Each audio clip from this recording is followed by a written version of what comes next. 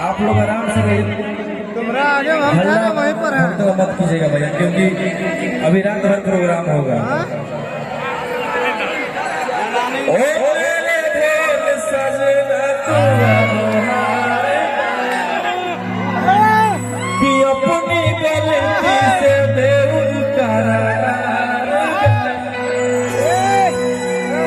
अरे पैसा वो नहीं काम देता, अरे ले तो तोरा के बाजा जहिया बेल लेके आइबो तहिया तोरा के देवो वो घर छोड़ा। 1 2 3 4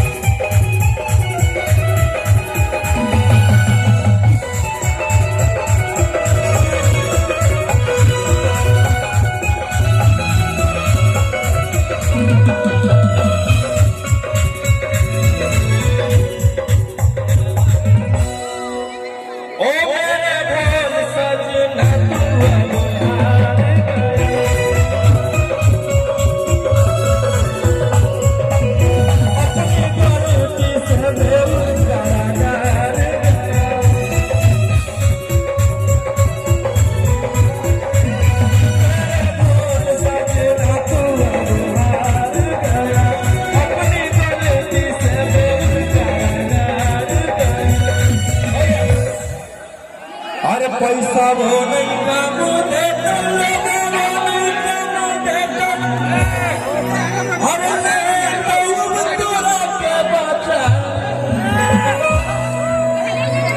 जहिया बेल लेके आइबो तहिया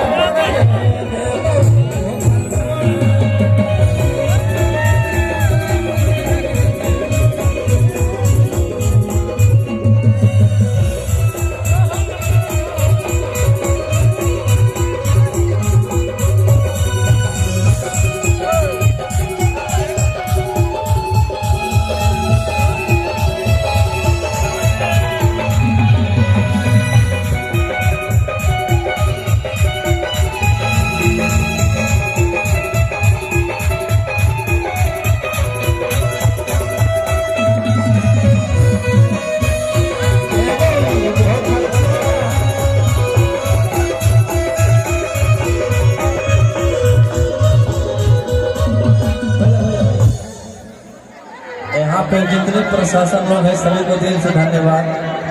और प्रशासन से मेरा बहुत लगाव रहता है भैया, प्रशासन लोग से मेरा बहुत लगाव रहता है, मुझे बहुत प्यार देते हैं, क्योंकि मैं जब अंदर में था तो उन लोग बहुत सपोर्ट किए एक कलाकार के नाते।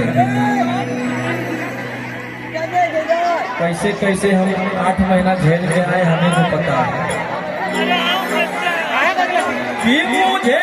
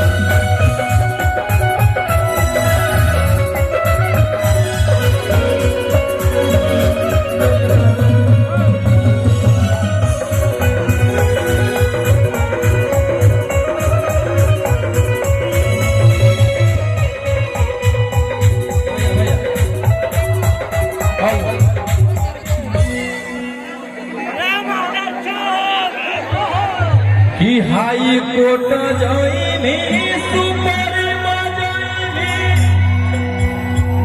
अरे कवनो न चलत ऊपर कौन कौन गाना सुने? 300 वाला गाना कौन कौन सुने? एक महीना में 100 मिलियन।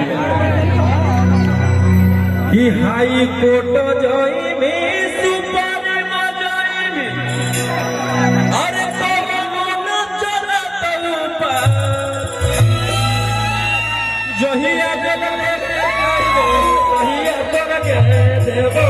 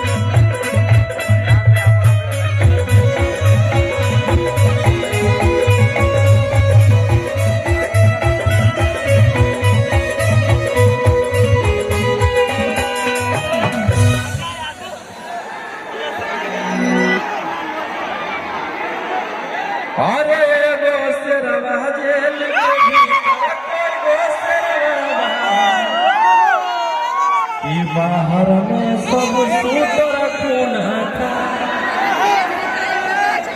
और साथ फेरा लेके पिए प्यार में बंजन।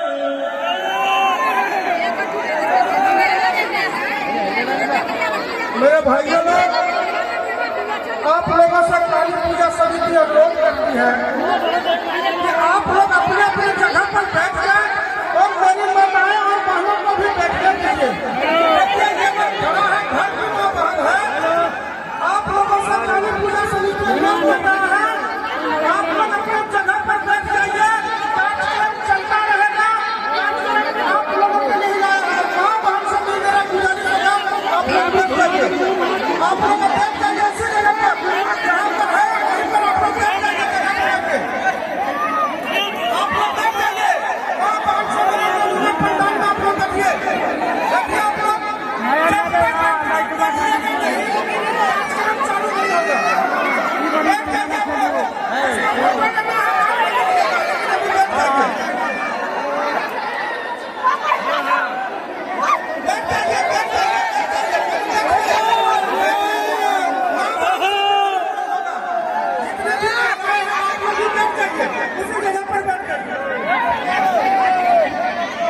प्लीज ए लाठी वाले बाबू, ए लाठी वाले बाबू हट जाओ। इतना बड़ा प्रोग्राम लाठी से नहीं चलता, प्रेम से चलता है। बैठ जाइए बहन जी, बैठ जाइए, बैठ जाइए, प्लीज बैठ जाइए, बैठ जाइए, बैठ जाइए। आपके दिल में मेरे लिए थोड़ा सा भी जगह है तो बैठ जाइए, बैठ जाइए, जो जगह बैठ जाइए। हमारा आप लोगों के साथ रात भर आप लोगों को जो चाहिए मनोरंजन का ऐसे सागर में ले जाके डुबो दूंगा, जब रात भर डुबकी लगाते रहिए।